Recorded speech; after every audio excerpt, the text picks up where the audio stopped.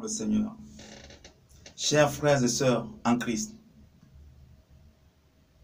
Alors Dieu me met à cœur en ce moment de nous partager ce message.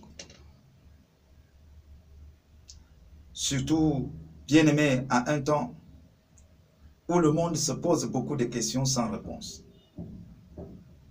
Or, Dieu nous a tellement aimés au point où il nous a donné des prescriptions, il nous a donné sa parole pour nous éclairer en toute situation qui peut surgir dans ce monde où nous nous retrouvons encore. Considérons donc ce texte de Philippiens, Éphésiens autant pour moi au chapitre 6. Éphésiens au chapitre 6. Nous allons considérer à partir du verset 10. Nous considérons à partir du verset 10. Mais sachons une chose, bien-aimés dans le Seigneur, que ce chapitre de l'Écriture commence par obéissance. Obéissance. Enfants, obéissez à vos parents. Serviteurs, obéissez. Ainsi de suite, jusqu'au verset 10. Et le verset 10, bien-aimés dans le Seigneur, nous ramène à comprendre beaucoup de choses. Je dis bien beaucoup de choses. Beaucoup de choses. Alors ce message ne concerne pas, bien-aimés, tout le monde. Ce message concerne uniquement aux enfants qui croient que Jésus-Christ est le Seigneur des Seigneurs, que Jésus-Christ est mort à la croix, il est ressuscité le troisième jour et qu'il est bel et bien vivant. Ce message concerne, bien-aimés dans le Seigneur, à ceux-là qui croient aussi à l'enlèvement, à ceux-là qui croient que, frère, alors, dès lors qu'on est né de nouveau, alors tout ne sera pas toujours rose. Il parle donc au reste. Considérons ensemble, frères, à partir du verset 10. Au reste, fortifiez-vous dans le Seigneur. Il dit, fortifiez-vous dans le Seigneur. Il parle du reste. De quel reste il s'agit? Il s'agit de toi et moi. Nous qui sommes encore bien-aimés dans le Seigneur, bien portants. Nous qui avions encore la capacité, bien-aimés dans le Seigneur, d'élever nos voix vers Dieu. Nous qui avions encore la capacité de discerner ce qui est bien, ce qui n'est pas bien, ce qui vient de Dieu et ce qui vient du diable. Car en ce moment précis, il y en a, bien-aimés dans le Seigneur, qui sont déjà victimes. Victimes de ce virus où tout le monde entier en parle, mais aussi victimes au niveau de leur foi. Frères, qui ont déjà perdu leur foi. N'oublions pas que l'objectif du diable, c'est notre foi. Le diable vise notre foi. Lorsque notre foi est déjà attaquée, il sait qu'il a déjà atteint, bien aimé dans le Seigneur, atteint son objectif. Alors, Dieu dit, dans Hébreu, il est dit que frère, le juste vivra par la foi. Et si le juste se retire de la foi, il dit Dieu ne prend point plaisir en lui. Donc si le juste se retire, dans le Somme chapitre 11, nous avions compris que le juste, lorsque les fondements sont renversés, le juste, que fera-t-il? Les fondements, c'est quoi? C'est la foi, frère. Lorsque la foi, c'est-à-dire que quelqu'un qui croit au Seigneur, Jésus-Christ Nazareth, quelqu'un qui a donné sa vie au Seigneur, lorsqu'il s'engage déjà à douter, ça veut dire sa foi, l'ennemi a déjà touché sa foi, et Dieu dit, s'il se retire de la foi, il dit, il ne prend plus plaisir en lui. Il dit au reste, fortifiez-vous dans le Seigneur. Alors, ce que tu dois savoir, ce que nous devions savoir, ce que Dieu est en train de nous dire ici, bien-aimés dans le Seigneur, c'est que nous devions nous fortifier. Nous devions tirer notre force dans le Seigneur. Ce n'est pas ailleurs. Ce n'est pas dans des racontages par-ci, par-là. C'est dans le Seigneur. L'ennemi ne doit pas nous distraire. L'ennemi ne doit pas nous distraire. Frères, sœurs, écoute très bien. Alors, il est question pour toi et moi de ne pas sortir de la parole de Dieu. Nous ne pouvons pas tirer notre force ailleurs si ce n'est dans la parole de Dieu, si ce n'est dans le Seigneur, si ce n'est dans le Seigneur. Nous qui sommes encore là pour le moment, frères, il dit fortifiez-vous dans le Seigneur et par sa force toute puissante. Au verset 11, il dit revêtez-vous de toutes les armes de Dieu. Dieu a prévu les armes appropriées pour ses enfants. Ne faisons pas comme des religieux, ne faisons pas comme des païens. Il y a des armes donc que Dieu a réservées pour des croyants, c'est-à-dire que pour ceux qui croient en lui. Il y a des armes appropriées. Il dit, afin de pouvoir tenir ferme contre les ruses du diable. Alors, frère, si nous comprenons que le diable a déjà sorti une stratégie qui est en train, bien aimé Seigneur, de faire gaffe partout dans le monde. Comprenons donc, bien-aimés dans le Seigneur, que c'est le bon moment que nous devions alors affûter nos âmes. Nous devions, bien-aimés dans le Seigneur, nous retrouver avec nos âmes. Les âmes auxquelles le Seigneur a prévu pour un croyant, pour celui qui croit. Pour celui qui croit. Est-ce que tu peux dire Amen? Amen. Je t'en supplie, dis Amen encore. Amen. Est-ce que tu peux dire Amen? Amen. Il y a donc les âmes que Dieu a prévues, bien aimé dans le Seigneur, enfin, il dit, enfin de tenir ferme contre les ruses du diable. Alors Dieu savait que le diable devait utiliser des ruses. Et Dieu a prévu les âmes pour des chrétiens, Amen. pour ses bien-aimés, afin qu'ils puissent tenir ferme contre tous ces ruses du diable. Amen. Il dit, car nous n'avons pas à lutter contre la chair et le sang, mais contre les dominations, contre les autorités, contre les princes de ce monde des ténèbres, contre les esprits méchants dans les lieux célestes. Les esprits méchants, pas dans les lieux terrestres, dans les lieux célestes. Amen. Contre les esprits méchants dans les lieux célestes. Amen. C'est très intéressant. C'est très intéressant, frère. Alors, à chaque moment, il y a une parole de l'Écriture qui doit s'accomplir. Alors, c'est le moment, plus qu'à jamais, bien-aimé dans le Seigneur, que cette parole de l'Écriture est en train de réclamer, bien-aimé, sa position. Mais c'est le moment que moi, je dois me manifester. C'est le moment. Amen. Mais qu'est-ce que vous êtes en train de faire? Amen. Qu'est-ce que vous êtes en train de faire? Il dit, c'est pourquoi, prenez toutes les âmes de Dieu. Amen. C'est pourquoi, prenez toutes les âmes de Dieu, afin de pouvoir résister dans les mauvais jours. Yes. Dans les mauvais jours, qu'est-ce que je dois faire? Frère, comment un enfant de Dieu doit encore se poser des questions? Frère, écoutez, bien-aimé, ça brûle dans mon cœur. Et le Seigneur m'a dit, et ne garde pas ça pour toi.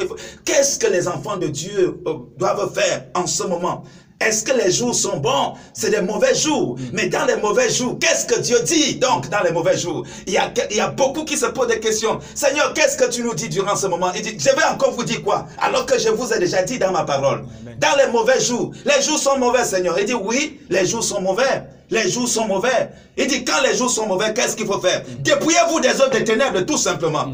Quand les jours sont mauvais, qu'est-ce qu'il faut faire? Si vous ne vous dépouillez pas des œuvres des ténèbres, alors vous ne pouvez pas combattre, vous ne pouvez pas résister, Amen. vous ne pouvez pas vous en sortir. Amen. Vous ne pouvez pas vous en sortir. Chers frères, chères sœurs, c'est le moment plus qu'à jamais de t'interroger par rapport à ta relation avec Dieu. Amen. Et de te poser la question, est-ce que je suis correct avec Dieu? Il ne suffit pas seulement de pleurer et de pleurer et de pleurer et de se lamenter comme le monde. Non. Non. Dieu, qu'est-ce qui se passe dans le monde? Ce qui se passe, c'est que moi, Dieu, j'avais prévu qu'il y aura des mauvais jours. Je vous avais déjà averti. C'est écrit dans ma parole. Amen. Que quand les mauvais jours vont arriver, il faudrait que chacun pense aux âmes que moi j'ai réservées pour les restes. Amen. Yes. Et il y en a beaucoup qui prient encore aujourd'hui pour dire Dieu. Alors Dieu, dis-nous qu'est-ce qui se passe? Mais Dieu va te dire qu'est-ce qui se passe, comment. Il a déjà dit ce qui se passe. Les jours sont mauvais. Qu'est-ce que Dieu me demande de faire en ce moment où les temps sont mauvais?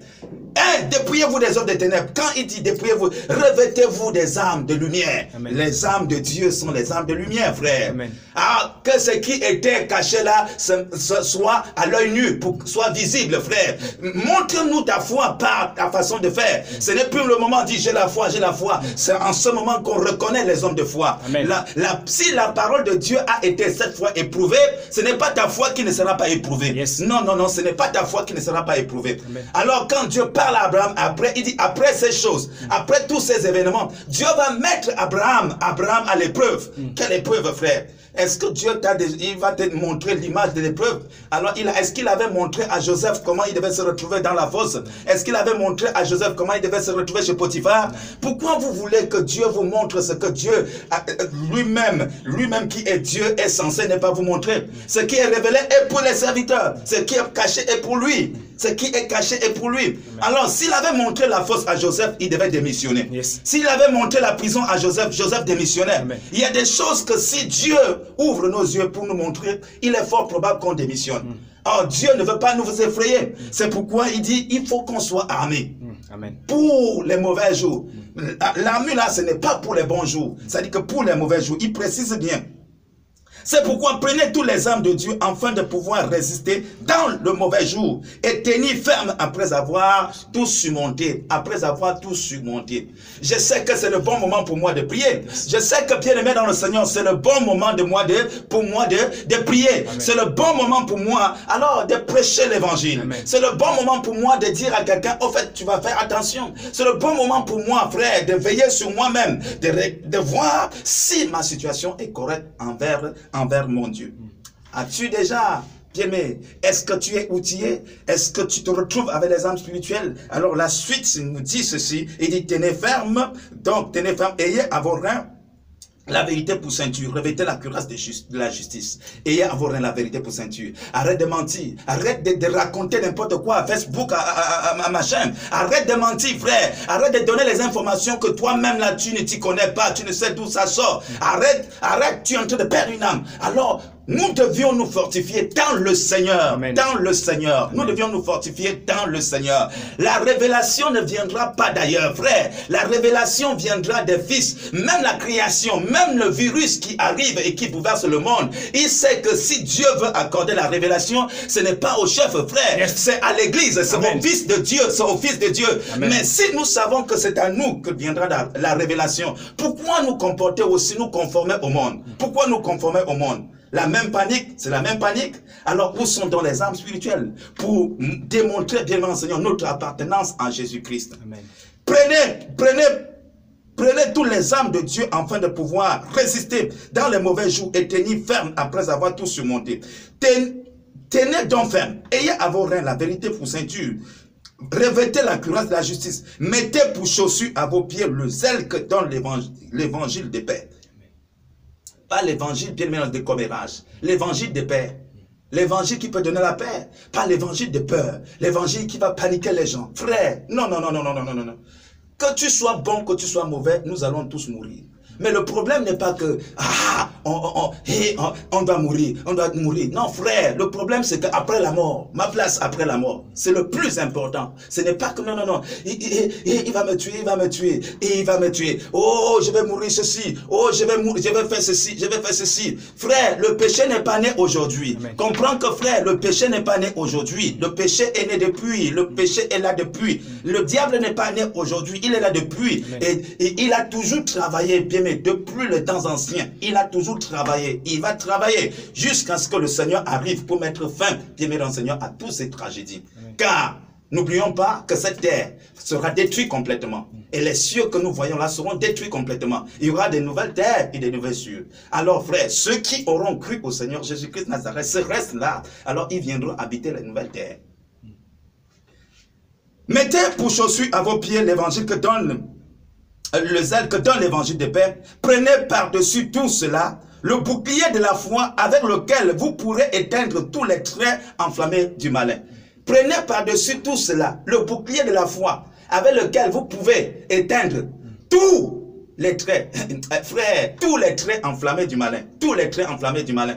Ça veut dire, si nous n'avions pas cette âme-là, frère, le bouclier de la foi, quelles qu'en soient les stratégies que nous pouvons mettre sur pied, on ne pourra pas s'en sortir. On ne pourra pas s'en sortir. On ne pourra pas s'en sortir. On ne pourra pas s'en sortir. On ne pourra pas